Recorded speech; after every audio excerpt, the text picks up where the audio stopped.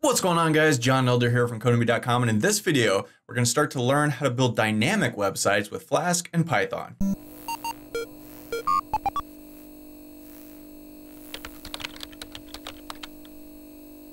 Alright guys, like I said in this video, we're going to start to learn how to do dynamic websites with Flask. But before we get started, if you like this video, want to see more like it, be sure to smash the like button below, subscribe to the channel, give me a thumbs up for the YouTube algorithm, which really helps out the channel and I really appreciate. And check out Codemy.com, where I have over 40 courses with hundreds of videos that teach you to code. Use coupon code YouTube1 to get $30 off membership. That's all my courses, videos, and books for a one-time fee at just $49, which is insanely cheap. Okay, in the last video, we built out this very basic website, and it's just completely static, right? So let me pull this up. And we've got this hello world, we've got a home page, we've got an about page. Very basic, very static, very cool. We threw this up very quickly, but there's hardly ever going to be a situation where you're just going to be doing static websites. You're always going to want to make them dynamic. Maybe you're using a database, maybe you're not. You still want the ability to do dynamic stuff. So it's going to take us a couple of videos to go over all the topics I want to talk about in this area, but in this video, we're going to get started. So first things first, in the last video, I kind of glossed over this. Every time we make a change to our code, we have to come back here, hit Control-C to break out of our server, run the server again. And that's just a insane hassle. We actually don't have to do that if we enter in a couple of quick commands. And I kind of alluded to this in the last video, but I was kind of in a hurry, so we didn't talk about it. The first one is export flask _ environment, env, and then set that equal to the development. Now this is our development environment. That's what we're doing here, development work. So we need to set that to development. And the other command is we need to tell Flask, what app is our main app, where our main logic controller code is, and that's app.py. So it's just export and then Flask _ app, all in capitals, equals app.py. And when we set that, that's just referencing this app.py file right there. Now we should be able to make changes. So let's run our server again, Flask run. And okay, it's doing lazy loading, which is what we want. Lazy loading means we don't have to redo the server every time we make a change to our code. So let's head over to our code real quick and just make a quick change here. Let's go to index and let's find the title and let's change this to John Elder portfolio or John Elder's blog. I don't know, whatever. Now, if we just save this, head back over here and hit reload, we can see up here at the top, the title is now John Elder's blog. That updated correctly. We didn't have to actually, restart the server, and we're good to go. So you're always going to want to do that at the beginning when you're setting up your project, and that's cool. So now, dynamic. How do we make our websites dynamic? What does that even mean? Well, static means they're just set, right? What they are is what they are. They're not ever going to change. Dynamic means they can update based on either user input or pulling stuff from a database or even just pulling data from the back end and updating a web page that way. And if you're familiar with Django, we've done a lot of Django videos on this in this YouTube channel, then you're familiar with the Django templating language. And that allows us to pass things from our back end to our front end in Django, like variables and basic logic, if-else statements, for loops, things like that. Well, you can do the same thing with Flask. And Flask uses something called Jinja.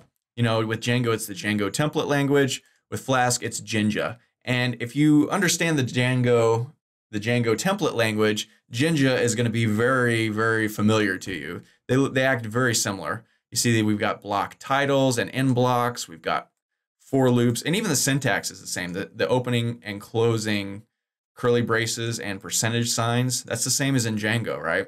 And for variables, the double curly brackets, we pass variables through just like in Django. So it's very, very similar. Jinja is probably, I'd have to say, a little more powerful than the Django templating language. Lets you do a little bit more stuff. And if you want to learn all about Jinja, you can go to jinja.paletsprojects.com and the documentation is there.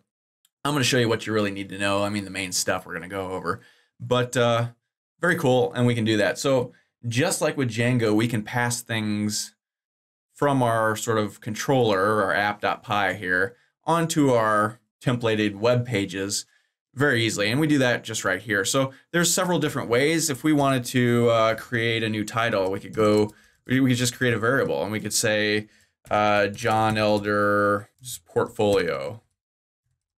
It used to be blog, but now we're changing it to portfolio. And to pass this onto the web page, we just come down here to our render template section and just go title equals title. And so this equals this, which is this, which is this. So, you know, you could also do right inside of here, you know, some text. You could do it like that. That gets a little sloppy. I like to break it apart like we've done it already by passing a variable in. Or you could change this to title2 equals title, whatever. Whatever this thing is, you can now reference on your HTML page. So let's go ahead and save this and head back over to our index page. And just right up here, we can just call that title. And now that's a variable we're passing, so we can just pass it in like this, title.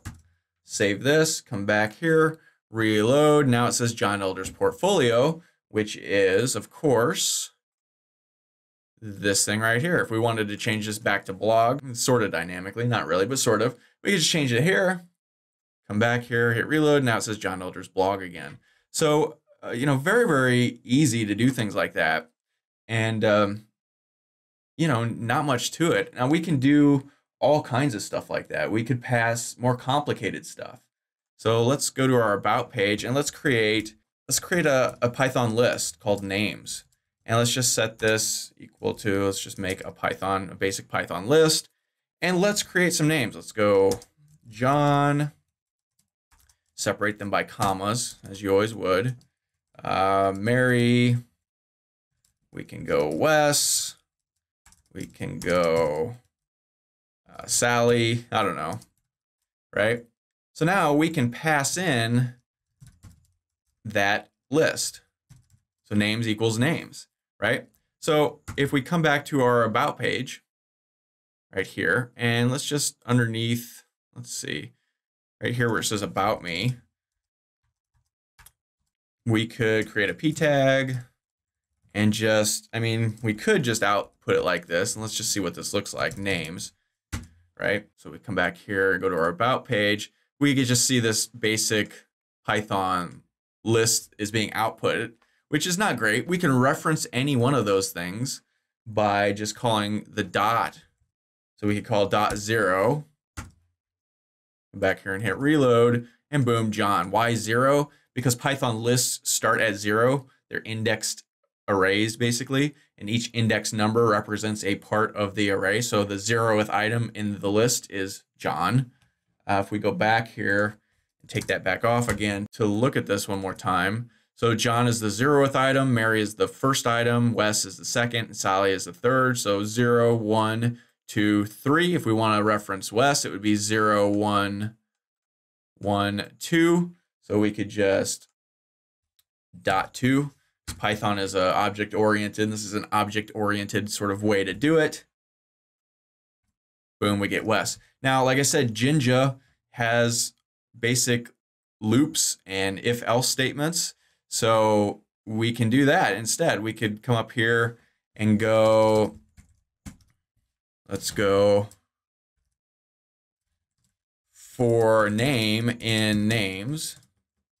And then inside of here, we could print name. And then let's put each of these on their own line. And then we always have to end any sort of loop or logic. So end for, just like in Django, when you're ending a for loop in Django, it's end for. With Jinja, it's also end for. If you're creating an if statement, it's end if, right? So let's go ahead and save this. And if we come back here and hit reload, boom, on each line, we get John, Mary, Wes, and Sally. And we can play around with this any way we want. We could wrap all of this in a UL, unordered list, or an ordered list.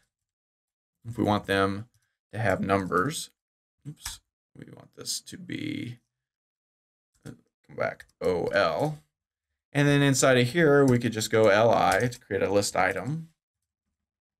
We don't need this BR anymore. Close our list item. All right, so if we save this, come back here and hit reload. Now they're numbered 1, 2, 3, 4. John, Mary, Wes, Sally, right?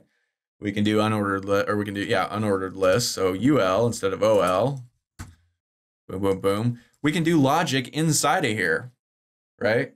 If we want, you know, let's do some logic inside of here. Let's go if name equals Wes, we can print out Wes is the best. And then we can do an else statement too, right? Else, just print out, you know, the name. And of course, we always have to end our blocks. So end if. And then we can get rid of this. And we also want to wrap these in li tags. Why not? We're going crazy here. And we want to wrap this one too. All right, so let's save this. So we're looping through here. For each one, we're saying, hey, if the name equals Wes, this probably needs to be capitalized. Did we capitalize it? Let's look back here real quick. Yeah, capitalized. So where'd we go? So if the name equals Wes, we want to print out Wes is the best. Else, we just print out the name and continue to loop through. So let's come back here and look at that. So John, Mary, Wes is the best, Sally, right? So you can embed logic inside of loops, loops inside of logic, variables anywhere you want, and all that good stuff. And very cool, very easy to do. You know, we could come up here and in our title, we can do some logic. We could say if there's a title, print the title. Otherwise, just put, you know, John Elder, right? So let's do that real quick. So let's go if title, right? Then print out the title,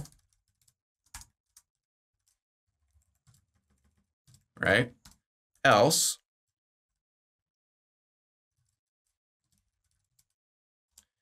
we just want to print out John Elder, right? And we've got to end our if. And then let's make this nice. All right, so let's save this. Now what's going to happen? If we look at our app.py, we've got a title in our index route, or our index function, but we don't have a title here, right? So we would expect there not to be a title. So if we come back here and hit reload, it just says John Elder at the top here for the title. On the other hand, if we come back here and create a title, we could go about John Elder, exclamation mark, right? And then just come through here and paste and pass this in. So we can go title equals title. And we just separate these by commas, right?